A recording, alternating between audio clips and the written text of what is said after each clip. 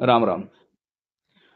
कल जम्मू कश्मीर के पहलगाम में जो इस्लामिक आतंकवादी घटना हुई, बहुत ही हृदय विदारक घटना थी। और इस घटना में जो मृत सभी को मैं श्रद्धांजलि अर्पित करता हूँ।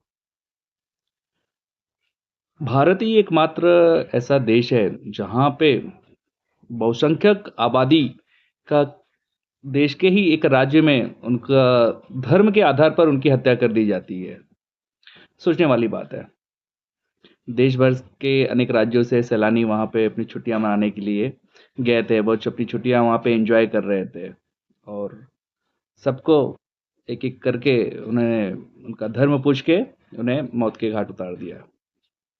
किसी से भी उन्होंने उनकी जाति नहीं पूछी कि आप किस जाति के हो या किस राज्य के हो, कौन सी भाषा बोलते हो।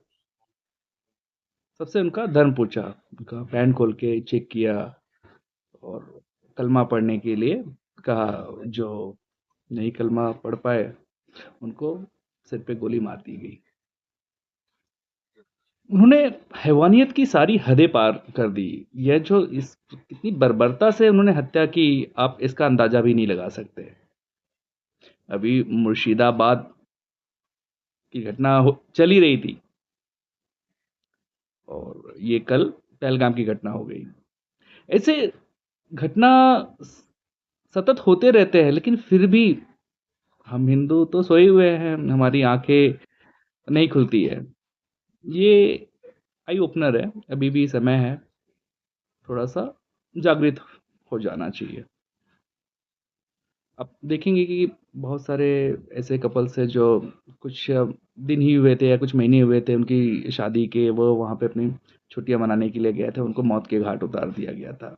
उनकी जो परिजनों की वेदना है, जो पीड़ा है, उसको देखकर अगर आपको ऐसा न लगे कि यह आपकी पीड़ा है, तो इस स्थिति के लिए आप भी जिम्मेदार हैं और अगला नंबर आपका ही है। साथ ही ये जो देश है इस दुर्दशा की तरफ जा रहा है, उसके लिए भी आप ही जिम्मेदार हैं। जो ये कट्टरवादी इस्लामिक आतंकवादी होते हैं, उन्हें बस यही बताया जाता है कि जो इस्लाम नहीं मानते हैं वो सब काफिर है, सब आपके दुश्मन है आप। लेकिन जो हमारे हिंदुओं में ही एक सेकुलरिज्म नाम का कीड़ा पाया जाता है, उसे कहते हैं कि नहीं, हम सब भाई भाई हैं। मतलब भाईचारा का वो बहुत जोरदार समर्थन करते हैं। लेकिन उनको ये पता नहीं होता है कि आप उनके लिए सिर्फ चारा हो, भाईचारा आप निभाते हो, वो नहीं निभाते। वो धर्म के आधार पर, अगर आप इस्लाम धर्म को नहीं मानते हो तो आप कोई भी हो, आप काफिर हो, आपको जीने का कोई अधिकार नहीं है। इसीलिए हमें, जो भी हम अपनी मेहनत से पैसा अर्जित करते हैं, तो वो हम कहाँ खर्च कर रहे हैं, उसका हमें ध्यान देना चाहिए कि क्या हमारा पैसा इन जिहादियों के पास नहीं जा रहा है अलग अलग तरीके से। अभी मैं पिछले सप्ताह ही शादियों में गया था, तो एक हिंदू सज्जन की ही शादी थी, लेकिन वहाँ पे जितने भी बैंड बाजा वाले थे, ऑर्केस्ट्रा वाले थे, बहुत सारे जो इस तरह के जो आयोजन करताओं में सारे मुस्लिम समाज के ही व्यक्ति थे। हमारा पैसा उनके पास में ही जा रहा है और ज़कात के माध्यम से वह इन आतंकवादी लोगों के पास में जा रहा है। तो कहीं न कहीं हम भी इसके लिए ज़िम्मेदार हैं। इसलिए हमें ध्यान रखना है कि हमारी मेहनत का पैसा कहाँ जा रहा है। हम खरीदारी करते समय इन बातों का ध्यान रखना चाहिए। जब कुछ महापूर्व योगी जी ने कहा कि सारे दुकानदारों को अपने नाम का बोर्ड दुकान में लगाना चाहिए, तो लोगों ने इसका काफ़ी विरोध किया कि हमें धर्म के आधार पर भेदभाव नहीं करना चाहिए। लेकिन ये है जो धर्म के आधार पे आपको गोलियां मार देते हैं। भारत को जितना, मतलब उनके इतने दुश्मन देश है जो पाकिस्तान, चाइना, जितना खतरा उनसे है, उससे ज़्यादा खतरा जो हमारे देश के अंदर जो लोग हैं, जो जो सेकुलरवादी लोग हैं, वो बहुत ज़्यादा खतरनाक है। वो इस घटना को भी कहेंगे कि कहीं न कहीं इसको बीजेपी ने ही करवाया हुआ है। तो भारत की सेना को हमेशा 3 फ्रंट पे लड़ने के लिए हमेशा तैयार रहना पड़ेगा कि एक पाकिस्तान, चाइना और अभी बांग्लादेश 3 और अंदर के जो है, क्योंकि गृह युद्ध की बहुत संभावना है। अब सोचिए जो वक्फ बोर्ड अभी कुछ दिन पहले आया, उसमें से 232 सांसदों ने वक्फ बोर्ड के समर्थन में वोट किया और इन 232 में से 90% सांसद हिंदू सांसद थे। सोचिए, जब बात होगी यूनिफॉर्म सिविल कोड की, तो ये यही जो सेक्युलरवादी विचारधारा वाले लोग हैं, यही आगे आ जाते हैं। नहीं, बहुत अन्याय हो रहा है उनके साथ में, ऐसा हो रहा है, वैसा हो रहा है और यही आपका विरोध करते हैं।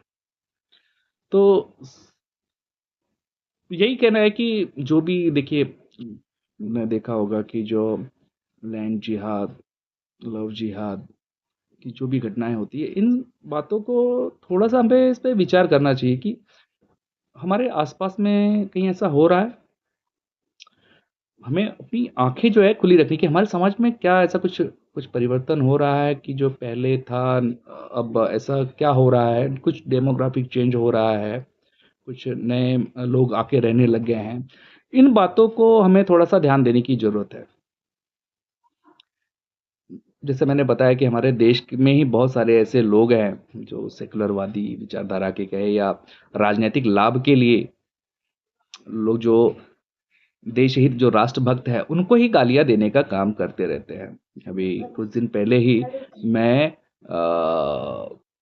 एक रिश्तेदार के यहाँ पे गया था, तो बात करते समय वो कह रहे थे कि मतलब जो ये बीजेपी और संघ के लोग हैं, ये सब हिंदू मुसलमान मुसलमान करके दंगा करवाते हैं। बीजेपी के पहले बहुत मुस्लिम हिंदू लोग बहुत प्यार से रहते थे, उनमें भाईचारा रहती थी, यही लोग दंगा करवाते हैं। तो उन लोगों को ये सोचना चाहिए कि जो बंगाल के नुआखाली की मतलब आज़ादी के पूर्व तब तो बीजेपी नहीं थी ना, जो नुआखाली की जो घटना हुई और जो धार्मिक आधार पर पाकिस्तान बना, जो बांग्लादेश बना, कहीं पे भी आप देख लीजिए कि अभी जो 88 में जो कश्मीर में नरसंहार हुआ था, उस समय तो बीजेपी नहीं थी। लेकिन ये एक ऐसे जो लोग हैं कि अपने व्यक्तिगत फायदे के लिए वो कोसते रहते हैं। जो राष्ट्र हित के बारे में सोचते हैं, उनकी तुलना वह कट्टर इस्लामिक जिहादियों से करते हैं। सोचिए ऐसे भी लोग अभी भी समाज में हैं। उनको हम कितना समझाने की कोशिश करेंगे कि पहले क्या होता था और अब क्या हो रहा है। जैसे कि कश्मीर में धारा 370 हटने के पहले जो आतंकवादी घटनाएं होती थी, वहाँ के लोकल लोग पत्थरबाजी करते थे। लेकिन धारा 370 हटने के बाद में अब वो पत्थरबाजी की घटनाएं बहुत कम हो गई। ये सब कैसे हो गया? जब जिस नोटबंदी के लिए हम अपने प्रधानमंत्री को पानी पी पी कर कोसते हैं कि 15 लाख कब आएंगे, नोटबंदी से सारा सिस्टम खराब कर दिया। तो यही ये जो नोटबंदी जो काला बाजारी का जो पैसा होता था उनके पास में गया था, उन्होंने नोटबंदी करने के बाद से सोचिए उनकी जो इन आतंकवादी संगठनों की जो कमर तोड़ी है, इसी के कारण से वो इतने बिलबिलाए हुए हैं। अभी कश्मीर में जिस प्रकार विकास हो रहा है, तो ये सब देख के वो एकदम बिलबिला गए हैं। तो जो इन्होंने ये कायरतापूर्ण जो निशंस हत्या की लोगों की, तो उसका जवाब तो उनको मिलेगा और बहुत ही करारा जवाब मिलेगा। लेकिन हमको एक बात ये सोचनी है कि हम कहते हैं ना कि अ, अमेरिका से, चाइना से हम बहुत पीछे हैं। वहाँ पे कोई जातिवाद, प्रांतवाद, भाषावाद के लिए आपस में मारा-मारी नहीं करते हैं। जब तक राष्ट्र प्रथम की भावना हमारे मन में नहीं आएगी, तब तक हम इस देश को परम वैभव तक नहीं लेके जा सकते हैं। इन देशों में कोई भाषावाद, प्रांतवाद नहीं होता है कि ऊँची जाति, अगड़ी जाति, पिछड़ी जाति, ऐसा नहीं होता है। तो कहीं न कहीं हमें अपने स्वार्थ को थोड़ा-सा दूर रख के अभी भी यूपी बिहार में बहुत सारे जो लोग हैं उनको ऐसा लगता है कि मोदी जी ने हमारे लिए क्या किया, हमारे व्यक्तिगत के लिए क्या किया। वो ये भूल जाते हैं कि अभी जो राशन, फ्री का राशन मिल रहा है और जो और भी जो सुविधाएं हैं उसके अलावा भी, पहले तो कि हमारा राष्ट्र सुरक्षित रहेगा, तब हमारे राज्य सुरक्षित रहेंगे, और राज्य सुरक्षित रहेगा तो हमारा आसपास का परिसर सुरक्षित रहेगा और हम सुरक्षित रहेंगे। तो सिर्फ अपना व्यक्तिगत स्वार्थ ही मत देखिए।